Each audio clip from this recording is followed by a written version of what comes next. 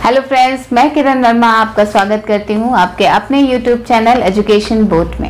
After active and passive voice, today we will discuss about direct and indirect narration, which is the most important topic for all the competitive examinations. और जैसा कि मैंने comment box में देखा है, मनीष जी ने and दीपक नाग जी ने request किया था कि direct and indirect narration start किया जाए। तो again I am here with one more topic, that is direct and indirect narration. इसको स्टार्ट करने से पहले ये एक इंट्रो वीडियो है जिसमें आप देखेंगे डायरेक्ट एंड इनडायरेक्ट नरेशन का मतलब क्या है, सेंटेंस का स्ट्रक्चर क्या है और उसके जनरल रूल्स क्या हैं। फिर हम आएंगे मेन रूल्स पे जो हम डिस्कस करेंगे नेक्स्ट वीडियो में। तो चलिए स्टार्ट करते हैं।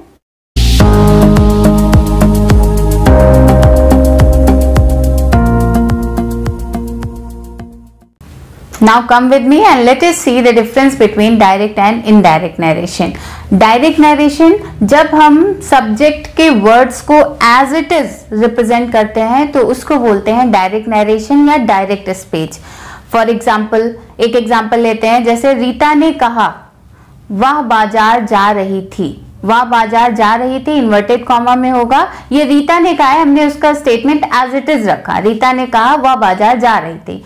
और अगर हम इसको अपने शब्दों में किसी थर्ड पर्सन को बताएंगे तो हम क्या कहेंगे, रीता ने कहा था कि वह बाजार जा रही थी। अब दोनों स्टेटमेंट को हमने ज्वाइन कर दिया। किससे ज्वाइन किया? कहा था कि। तो ये आपका बन गया इनडायरेक्ट नरेशन। चलिए एग्जांपल्स देख लेते हैं। पहले हम ये देखते हैं डायरेक्ट स्पीच। डायरेक्ट स्पीच में हमने ये बताया, जब हम सब्जेक्ट के वर्ड्स को उसी के वर्ड्स में रिप्रेजेंट करते हैं तो वो होता है डायरेक्ट स्पीच।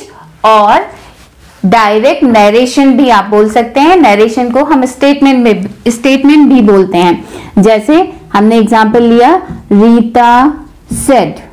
रीता सेड के बाद comma, inverted comma, start. Rita said I am going to the market. ये रीता का स्टेटमेंट है, उसी के वर्ड्स में लिखा हुआ है, इसीलिए ये इन्वर्टेड कॉमास में लिखा हुआ है। तो ये है आपका डायरेक्ट स्पीच। अब हम अगर इस सेंटेंस को अपने वर्ड्स में लिखेंगे किसी थर्ड पर्सन को बताने के लिए तो वो आपका हो जाएगा इनडायरेक्ट स्पीच। लेट अस सी इनडायरेक्ट स्पीच। इनडायरेक्ट स्पीच क्या होती है? इनडायरेक्ट स्पीच होती है जब हम सब्जेक्ट के वर्ड्स को अपने वर्ड्स में रिप्रेजेंट करते हैं। यहाँ पे है रीता ने कहा, उसके बाद रीता का स्टेटमेंट उठा के हमने रख दिया। हमें इसे अपने सब्जेक्ट में लिखना है तो क्या चेंजेस होंगे? Rita said that. इन दो सेंटेंसेस को, इन दो फ्रेजेस को ज्वाइन करेंगे। एक फ्रेज है, दूसरा सेंटेंस है, इनको ज्वाइन करेंगे। और किससे ज्वाइन करेंगे? दैट लगा के, क्योंकि ये सिंपल सेंटेंस है। यहाँ पे रीता सेड दैट, रीता ने कहा कि आई आपका चेंज हो जाएगा, शी हो जाएगा। She was going to the market. और ये चेंज कैसे हुआ ये हम आपको आगे रूल्स में बताएंगे। पहले आप ये जान लीजिए कि डायरेक्ट वो होता है जब हम सब्जेक्ट के वर्ड्स को एज इट इज रख देते हैं, वो डायरेक्ट नरेशन है।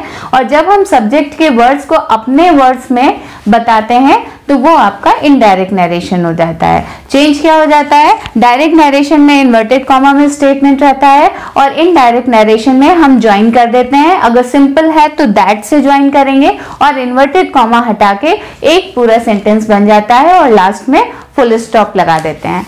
तो चेंज के रूल देखने से पहले हम स्ट्रक्चर जान लेते हैं कि एक्चुअल में स्ट्रक्चर क्या होता है नरेशन का, और उसमें चेंजेस करने के लिए कौन कौन सी चीजें हमें जानने के लिए जरूरी हैं। तो चलिए देखते हैं स्ट्रक्चर के बारे में। स्ट्रक्चर के लिए हम यही स्टेटमेंट ले लेते हैं, कोई एक स्टेटमेंट ले लेते हैं जो डायरेक्ट नरेशन को रिप्रेजेंट करता हो। हमने एग्जांपल लिया, Ram said to Riya. Ram said to Riya, he is a good boy।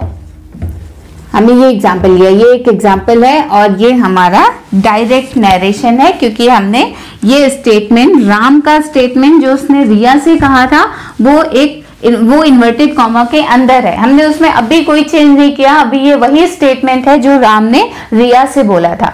अब इसके स्ट्रक्चर में जो कॉमा के इधर वाला पार्ट होता है, इस पार्ट को हम बोलते हैं रिपोर्टिंग स्पीच। रिपोर्टिंग स्पीच, ये वर्ड्स इसलिए याद रखना जरूरी है क्योंकि आगे के जो हम रूल्स बताएंगे वो इन्हीं वर्ड्स को लेते हुए बताएंगे, जिससे अच्छे से समझ में आएगा। तो ये जो वर्ड्स होते हैं इन्वर्टेड कॉमा के इधर वाला, किसने किससे कहा, तो ये आपकी रिपोर्टिंग स्पीच के अंतर्गत आते हैं। दूसरा जो स्टेटमेंट होता है सब्जेक्ट का, या हम कह सकते हैं जो इन्वर्टेड कॉमा के अंदर वाला पार्ट होता है, उसको हम रिपोर्टेड स्पीच बोलते हैं। Reported speech. अब ये रिपोर्टेड स्पीच है तो इसमें जो वर्ब होगी, हेल्पिंग वर्ब होगी या जो वर्ब होगी, उसको हम रिपोर्टेड वर्ब बोलेंगे।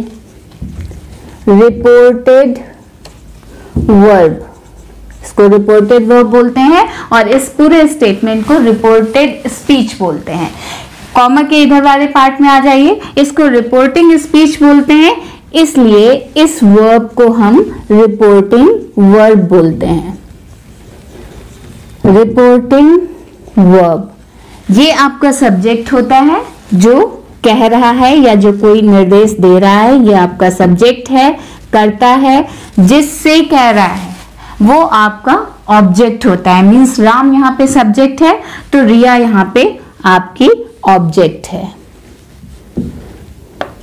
ये सारे पार्ट्स हैं आपके रिपोर्टिंग स्पीच के। रिपोर्टिंग स्पीच में रिपोर्टिंग वर्ब आती है, सब्जेक्ट आता है, ऑब्जेक्ट आता है, और दूसरा पार्ट होता है रिपोर्टेड स्पीच का।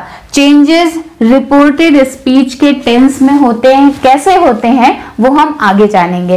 पहले आप इतना जान लीजिए कि एक सेंटेंस के यहाँ पे दो पार्ट हैं, एक रिपोर्टिंग स्पीच है और दूसरा रिपोर्टेड स्पीच है। रिपोर्टेड स्पीच में रिपोर्टेड वर्ब होती है और रिपोर्टिंग स्पीच में रिपोर्टिंग वर्ब के साथ में सब्जेक्ट और ऑब्जेक्ट होता है। तो अब हम बात करते हैं जनरल रूल्स की। ऐसे कौन से रूल हैं जो जनरली हर स्ट्रक्चर में फॉलो होंगे, वो आपका इंटेरोगेटिव हो या सिंपल सेंटेंसेस हो, मींस डायरेक्ट और इनडायरेक्ट के जनरल रूल्स क्या हैं। रूल नंबर 1, स्ट्रक्चर देखने के बाद में अब आपको स्ट्रक्चर पता चल चुका है कि एक नरेशन में रिपोर्टिंग पार्ट होता है और रिपोर्टेड पार्ट होता है। चेंज करने के लिए पहले हम देखते हैं जनरल रूल्स। जनरल रूल्स में सबसे मोस्ट इंपॉर्टेंट रूल ये है कि चेंजेस इन प्रोनाउन। प्रोनाउन में क्या चेंजेस होते हैं पहले हम ये देख लेते हैं। चेंजेस इन प्रोनाउन, जैसे हमने पहला एग्जांपल लिखा था, या अभी फिर एक और एग्जांपल लिख लेते हैं। Ram says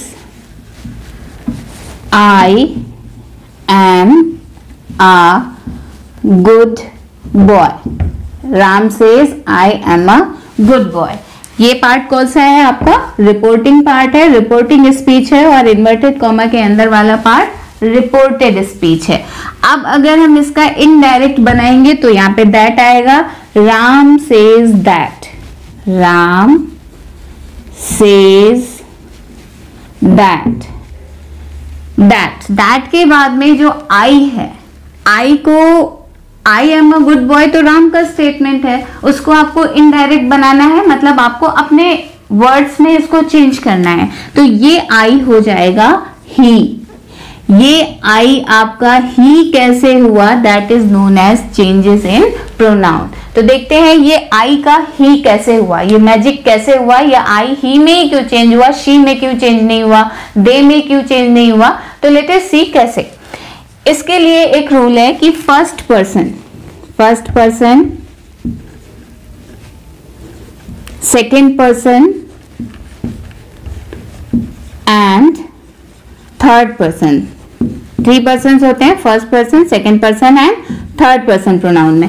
first person pronoun जो होता है उसमें आपका आई आता है और वी आता है। सेकंड पर्सन मतलब दूसरा पर्सन, दूसरा हमारे लिए दूसरा कौन है, तुम होता है, दूसरा होता है तो यू आपका सेकंड पर्सन में आता है। और थर्ड पर्सन में आपका आता है ही, she, it and they.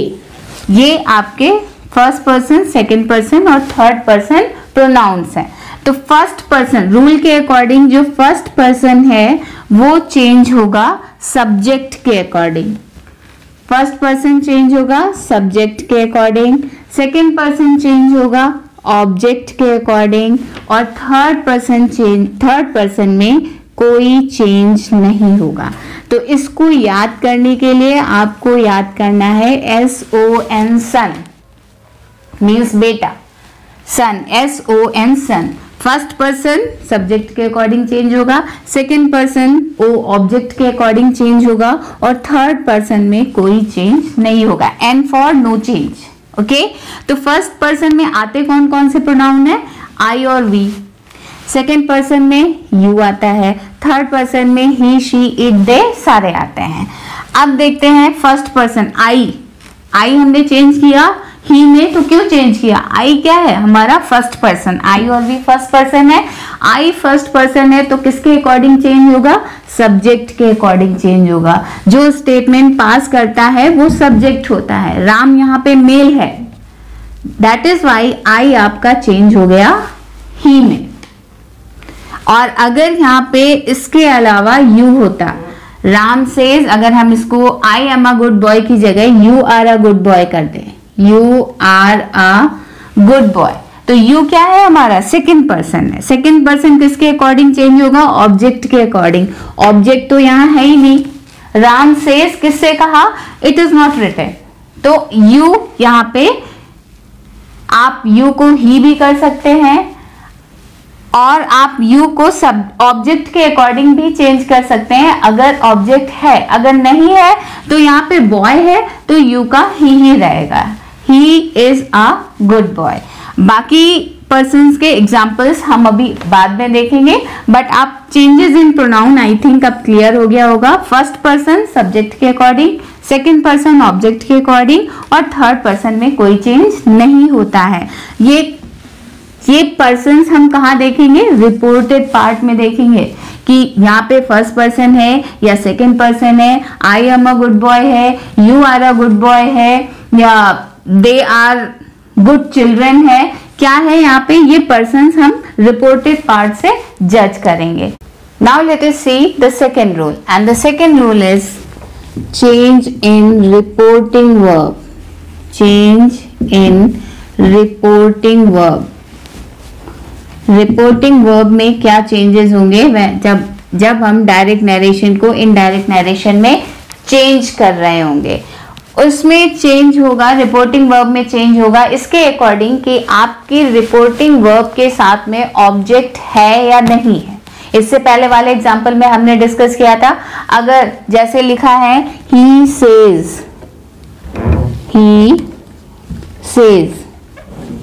he says, after that कोई स्टेटमेंट है एंड इन्वर्टेड कॉमा क्लोज।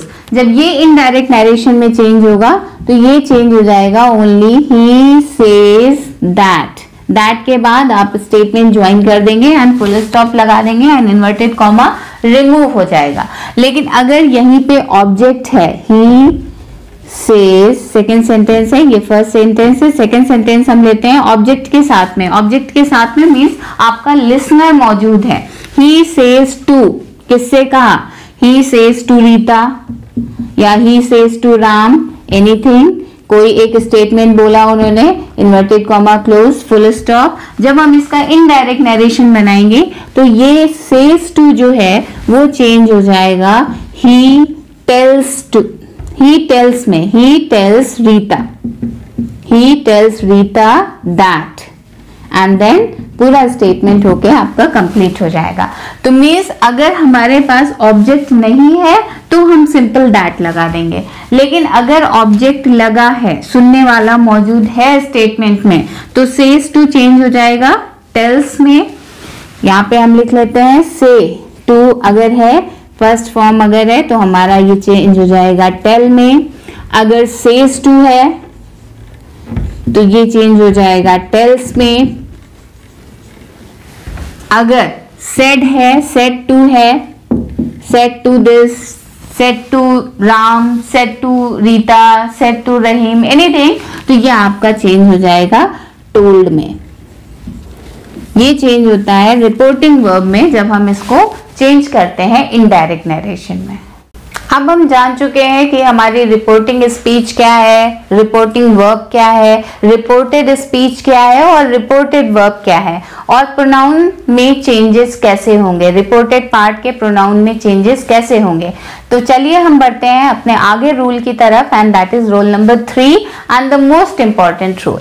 तो रूल नंबर 3 क्या कहता है? रूल नंबर 3 ये कहता है कि अगर if reported speech or reported verb, if reported verb is in present tense, अगर reported verb आपकी present tense में है या future tense में है, then there will be no change। अगर present या future में है तो कोई change नहीं होगा। कहाँ नहीं होगा? reported verb में, reported verb में। Reported verb means reported speech की वर्ब में कोई चेंज नहीं होगा। कब नहीं होगा? जब हमारी रिपोर्टिंग वर्ब, अगर हमारी रिपोर्टिंग वर्ब प्रेजेंट या फ्यूचर में है तो there will be no change in reported verb. For example, present या फ्यूचर में है तो प्रेजेंट के सारे टेंस यहाँ पे आ जाएंगे, means indefinite, past, indefinite, present indefinite, present perfect and present perfect continuous। Means अगर यहाँ पे फर्स्ट फॉर्म होगी says होगा तब भी कोई चेंज नहीं होगा। has said है, has प्लस थर्ड फॉर्म है तब भी रिपोर्टेड पार्ट की रिपोर्टेड वर्ब में कोई चेंज नहीं होगा। फ्यूचर अगर है, will से है, will के साथ फर्स्ट फॉर्म लगती है फ्यूचर इंडेफिनिट में, will have said है, will have said है, और will be saying है, then also रिपोर्टेड वर्ब में कोई चेंज नहीं होगा। अगर आपकी रिपोर्टिंग वर्ब प्रेजेंट या फ्यूचर में है तो रिपोर्टेड वर्ब के टेंस में कोई चेंज नहीं होगा। Let us see the example. Reporting verb का मतलब है, हमने लिखा he says, comma, inverted comma start, I go to school daily. I go to school daily. This is one example which I have taken. He says I go to school daily. अब reporting part ये है, reporting speech इधर वाला part है और reported part आपका ये है। रिपोर्टेड पार्ट के रिपोर्टेड वर्ब में गो में चेंज तब होगा, इसका टेंस तब चेंज होगा जब यहां वाली वर्ब आपकी पास्ट टेंस में होगी। ये देखते हैं, ही सेज है, सेज मतलब फर्स्ट फॉर्म के साथ में एस लगा हुआ है, किस टेंस को बिलोंग करता है? ये प्रेजेंट टेंस को बिलोंग करता है, प्रेजेंट इंडेफिनिट। और पहला रूल हमने क्या पढ़ा है? अगर रिपोर्टिंग वर्ब प्रेजेंट या फ्यूचर में है तो इसके टेंस में चेंज नहीं होगा। प्रोनाउन में तो चेंज होगा बट टेंस में चेंज नहीं होगा। मीन्स अगर इनडायरेक्ट इसका हम बनाते हैं, ही सेज, बाकी हमें वही करना है, ही सेज के बाद दैट लगाना है, दैट लगा के हम आई को चेंज करेंगे। और आई हमारा कौन सा पर्सन है? फर्स्ट पर्सन है। फर्स्ट पर्सन किसके अकॉर्डिंग चेंज होगा? सब्जेक्ट के अकॉर्डिंग चेंज होगा। याद है ना आपको? सन, SON, first, second, third. First person subject के अकॉर्डिंग चेंज होगा। हमारा सब्जेक्ट क्या है? ही, तो यहां पे भी आएगा ही सेज दैट ही। अब स्मॉल लेटर में आएगा क्योंकि ये कॉन्टिन्यूएशन में है। He says that he, singular है, गो का गोज हो जाएगा। He says that he goes to school daily, बाकी सब सेम रहेगा।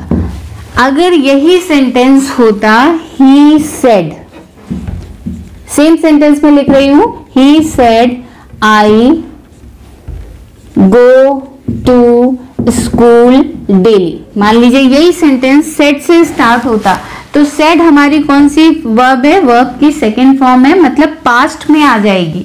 तो अगर ये पास्ट में आ गई तो रिपोर्टेड स्पीच आपकी चेंज हो जाएगी। प्रेजेंट इंडेफिनिट किस में चेंज हो जाएगा, पास्ट इंडेफिनिट में। तब यही सेंटेंस आपका बन जाएगा he said that he went to school daily. लेकिन ये अभी हम यहाँ नहीं पढ़ेंगे, हम आगे बताएंगे। पहले आपको फर्स्ट रूल क्लियर हो जाए। और फर्स्ट रूल ये है, अगर रिपोर्टिंग वर्ब प्रेजेंट या फ्यूचर में है तो रिपोर्टेड वर्ब में हम कोई चेंज नहीं लाएंगे उसके टेंस में। अब दूसरा एग्जांपल देख लेते हैं। दूसरा एग्जांपल है आई say to her. I say to her I will not talk to you. This is your second example. अब इसकी इनडायरेक्ट नरेशन हमें बनाना है। आई के बाद आप देखिए से टू लगा है, से टू लगा है तो से टू आपका चेंज हो जाएगा टेल में। आई टेल हर, फिर क्या लगाएंगे, दैट लगाएंगे। I tell her that. अब प्रोनाउन देखिए, आई है, आई कौन सा पर्सन है, फर्स्ट पर्सन है। किसके अकॉर्डिंग चेंज होगा, सब्जेक्ट के अकॉर्डिंग चेंज होगा। लेकिन यहाँ पे सब्जेक्ट हमारा आई ही है तो यहाँ पे भी आई ही रहेगा। I tell her that I will not. कोई चेंज नहीं आया टेंस में, जो यहाँ लिखा था वही हमने यहाँ लिख दिया, क्योंकि वर्ब, रिपोर्टिंग वर्ब जो है वो हमारी प्रेजेंट टेंस में है, फर्स्ट फॉर्म लगा है। और अगर यही सेड होता तो आपका टेंस चेंज हो जाता, बट अभी नहीं होगा, क्योंकि फर्स्ट रूल नंबर 3 के अकॉर्डिंग अगर रिपोर्टिंग वर्ब प्रेजेंट या फ्यूचर में है तो रिपोर्टेड पार्ट में कोई चेंज नहीं होगा। I tell her that I will not talk to you. You कौन सा पर्सन है आपका, सेकेंड पर्सन है। सेकेंड पर्सन किसके अकॉर्डिंग चेंज होगा, ऑब्जेक्ट के अकॉर्डिंग चेंज होगा। यहां देख लेते हैं ऑब्जेक्ट क्या है। ऑब्जेक्ट है हमारा हर। हर ऑब्जेक्ट है तो ये ऑब्जेक्ट उधर आ जाएगा। I will not talk to her, you की जगह हर हो जाएगा, क्योंकि ये चेंज हुआ किसके अकॉर्डिंग, ऑब्जेक्ट के according. Let us take one more example. Kiran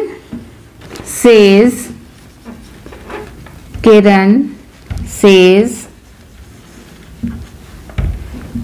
she is teaching English.